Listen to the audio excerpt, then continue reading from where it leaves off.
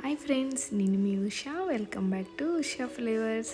ఇవాళ వీడియోలో అయితే యమ్మీగా ఉండే సేమియా పాయసం ఎలా ప్రిపేర్ చేసుకోవాలో చూసేద్దామండి. ముందుగా అయితే మిక్సీ జార్లోకి ఒక 6-7 జీడిపప్పులు, అలాగే ఒక 6-7 బాదం పప్పులు, అలాగే ఒక 10 పిస్తా గింజలు.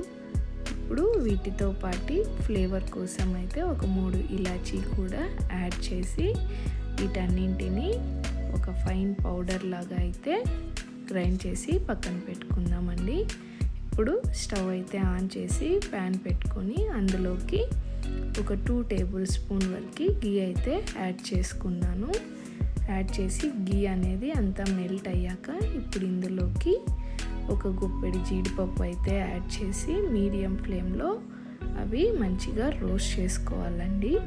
రోస్ట్ చేశాక ఇప్పుడు కిస్మిస్ ప్లేస్లో బ్లూబెర్రీ అయితే యాడ్ చేసి ఫ్రై చేసుకున్నాక ఇప్పుడు వీటిని ఒక ప్లేట్లోకి అయితే సెపరేట్ చేసుకుంటున్నానండి.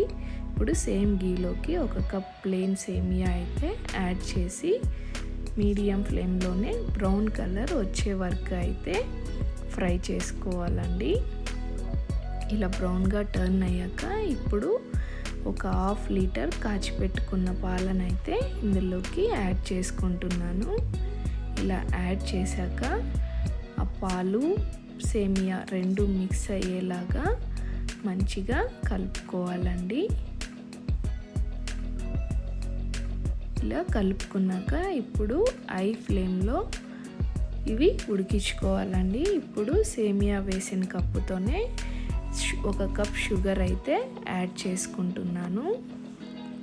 మీరు మీ టేస్ట్కి సరిపడా షుగర్ అయితే యాడ్ చేసుకోండి. ఇప్పుడు ఈ షుగర్ కూడా పాలల్లో మిక్స్ అయ్యే వరకు కలుపుకోవాలి. ఇలా కలుపుకున్నాక సేమియా బాగా ఉడికేటప్పుడు ఇప్పుడు ఇందులోకి ఒక 1/4 లీటర్ వాటర్ అయితే యాడ్ చేసుకోవాలండి.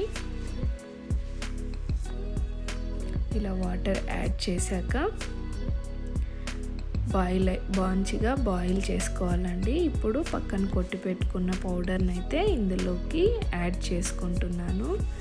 యాడ్ చేశాక ఈ పౌడర్ అనేది లమ్స్ లాగా వస్తుందండి. సో ఆ లమ్స్ అనేది సేమియాలోకి మంచిగా మిక్స్ అయ్యే వరకు బాగా కలుపుకోవాలి. ఇలా కలుపుకున్నాక హై ఫ్లేమ్లో ఒక 5 to 10 మినిట్స్ అయితే బాయిల్ చేసుకోవాలండి. ఇలా బాయిల్ చేసుకున్నాక ఇప్పుడు పక్కన తీసి పెట్టుకున్న జీడిపప్పు, బ్లూబెర్రీ అయితే ఇందులోకి యాడ్ చేసి స్టవ్ అయితే ఆఫ్ చేసేసుకున్నామండి. చేసుకొని ఇప్పుడు సేమియా అయితే ఒక బౌల్లోకి సర్వ్ చేసుకుంటే యమ్మీ సేమియా తినేకి రెడీ అయిపోయింది. మీరు మీ ఇంట్లో అయితే ప్రిపేర్ చేసి ఎలా వచ్చిందో కమెంట్ బాక్స్లో కమెంట్ చేయండి. Thank you for watching.